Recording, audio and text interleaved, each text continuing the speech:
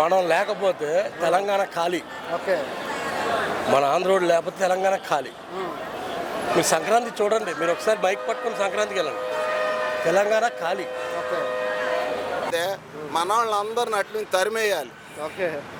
ఆంధ్ర వాళ్ళందరినీ తెలంగాణను తరిమేస్తే ఎంతో ఇదవుతుంది. ఎందుకంటే నా వాళ్ళకే ఉన్నాయి పెద్ద పెద్ద ఫ్యాక్టరీలు. ఓకే. ఒక ఉద్యోగం ఇవ్వలేదు తెలుసా, అయినోడు వస్తే అది అయిపోద్దంట. చెప్పండి అన్న, పవన్ కళ్యాణ్ పైన రాజకీయంగా మీ అభిప్రాయం? నేర్చుకున్నారా? నేర్చుకున్నా భయంకరంగా. డిప్యూటీ సీఎం అయిన quick learner. Okay, quick learner. Okay, deputy CM అయిన తర్వాత మీకు కనిపించిన మార్పు ఏంటి? ఆ డిప్యూటీ సీఎం కాదు, పవన్ కళ్యాణ్ గారు పవన్ కళ్యాణ్ గారు మామూలు మనిషిగా ఉన్న ఏదైనా చేస్తారు. ఓకే, మొన్న ప్రెస్ మీట్ కూడా పెట్టారు తెలంగాణలో, దాని మీద మీ అభిప్రాయం ఏంటి? పెడతారు. అంటే బహిరంగంగా ఆయనకి పర్మిషన్ కూడా ఇవ్వలేదు, ఇంటి దగ్గరే ప్రెస్ మీట్ పెట్టారు. పెడతారన్నా, ఎందుకు పెట్టరు? తెలంగాణలో ఆయన పుట్టిన తెలంగాణ కదా, ఆయన పెరిగింది పుట్టింది కాదు. ఓకే. ఆయన జీవితం అంతా తెలంగాణలోనే కదా. ఓకే. మరి అలాంటి వ్యక్తిని నువ్వు రావద్దు ఇవ్వద్దు అంటే ఏమైంది? వివిధ రకాల కామెంట్ చేస్తున్నారు, బెదిరిస్తున్నారు కూడా. ఎవడు లేదు, పవన్ కళ్యాణ్ బెదిరించిన ఎవరు లేదు. నెక్స్ట్ అక్కడ కూడా పోటీ చేస్తారంట.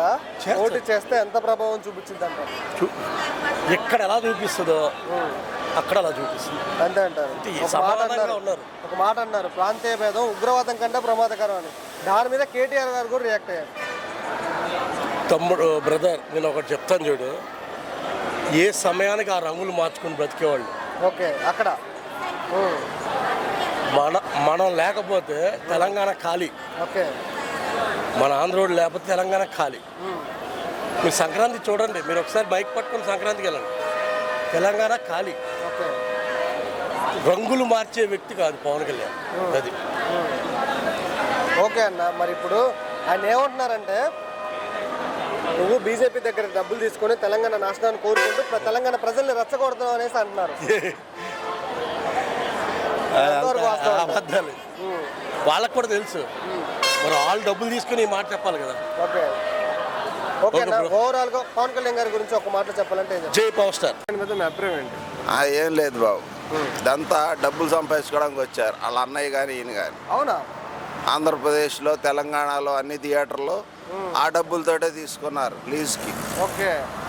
ఏంటి డిప్యూటీ సీఎం అయిన తర్వాత మీకు కనిపించిన ఏమి లేదు, మేము బందర్నాయుళ్ళమే, మాకేం న్యాయం చేసింది లేదు, ఆయన అడిగింది లేదు, ఇచ్చిన శాఖలకైనా న్యాయం చేస్తారు? అసలు ఏమీ లేదు, అసలు ఎవరిని పట్టించుకోడు ఆయన. ఆయన ఎంతసేపు డబ్బులు సంపాదించుకోవడానికి వచ్చాడు అంతే, అన్నదమ్ములు ఇద్దరు అంతే. మరి ఇప్పుడు తెలంగాణలో పోటీ చేస్తారు, అక్కడ కూడా కూటమే, ముగ్గురు కలిసే ఒత్తుగానే చేస్తారు. మోడీ ఐడియా ఇచ్చాడు అక్కడ. ఓకే. ఏది కార్పొరేషన్ ఎలక్షన్లు ఉన్నాయి అక్కడ, ముందు కార్పొరేషన్ ఎలక్షన్లో బిగిన్ చేసేయండి. ఓకే. అది మోడీ ఇచ్చిన ఐడియా ప్రకారం ఫాలో అవుతున్నాడు. మరి అక్కడ ప్రభావం చూపించింది అంటారా? మరి ఏమీ లేదు, ఏముండదు. మరి అక్కడ రకరకాల కామెంట్ చేస్తున్నారు ఆయన్ని. చెయ్యాలి, చేస్తే గానీ ఆయనకి ఇది రాదు. తెలంగాణ ప్రజల్ని నాశనం చేయడం కోసం వస్తుందా? బీజేపీ దగ్గర డబ్బులు తీసుకొని నువ్వు తెలంగాణ నాశనం చేయడం కోసం ఇలా చేస్తున్నావు అనేసి పొన్నం ప్రభాకర్ రావు గారు అన్నారు. కరెక్టే అంటారా? అనిరుద్ రెడ్డి గారు కూడా, విజయ్ 12 సంవత్సరాల నుంచి కష్టపడ్డాడు, ఆయన సొంత డబ్బులు ఖర్చు పెట్టాడు. ఎవరైనా సరే సొంత డబ్బులు ఖర్చు పెట్టినా కూడా ఆయన సొంత డబ్బులు ఖర్చు పెట్టి నా బొంద ఏమీ చేయలే, అంత అవుతుంది. ఎందుకు? నలుగురికి అందరూ జీతం ఇస్తాడు అంతే. పెద్ద పెద్ద ఐఏఎస్ ఆఫీసర్లు రిటైర్ అయిపోయిన వాళ్ళు బందర్నాయుళ్ళు ఉంటే వాళ్ళంతా వెళ్ళారు, వెళ్తే కుర్చీలు వేయద్దు అన్నాడు, వాళ్ళని రావద్దు అన్నాడు, మీరేం అవసరం లేదు నాకు అన్నాడు, కాపుల్నే వద్దన్నాడు. ఏంటి మరి విజయ్ ఇక్కడ సింగిల్ గా పోటీ చేయడానికి కారణం? చేయలేడు ఆయన. విజయ్ 12 సంవత్సరాల నుంచి కష్టపడ్డాడు, ఊరికే బ్యానర్ కడితే ముఖ్యమంత్రి అయిపోయాడు అన్నాడు ఈయన కూడా ఎప్పటి నుంచో పార్టీ పెట్టున్నాడు. వస్తుంది, ఆయన 12 సంవత్సరాలు కష్టపడ్డాడు, సొంత డబ్బులు ఖర్చు పెట్టాడు, మరి చాలా బాగా చేశాడు. కేసీఆర్ కూతురు గారు ఏమన్నారంటే, వంద కరెక్టే, ఫస్ట్ నీ రాష్ట్రం చూసుకో, నీ అమరావతిలో చూసుకో, మాది మేము చూసుకుంటే మా జాగ్రత్త అన్నారు. కరెక్టే మరి, అంతే అంటారు. నాకైతే లెక్క ప్రకారం అయితే మన వాళ్ళందరిని అట్లా తరిమేయాలి. ఓకే. ఆంధ్ర వాళ్ళందరినీ తెలంగాణను తరిమేస్తే ఎంతో ఇదవుతుంది. ఎందుకంటే నా వాళ్ళకే ఉన్నాయి పెద్ద పెద్ద ఫ్యాక్టరీలు. ఒక ఉద్యోగం ఇవ్వలేదు తెలుసా, అయినోడు వస్తే అది అయిపోద్దంట.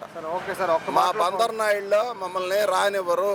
ఒక మాటలో ఈ కూడా పవన్ కళ్యాణ్ గారి గురించి చెప్పాలంటే అసలు అనవసరం, వేస్ట్ ఆయన. Okay sir, thank you.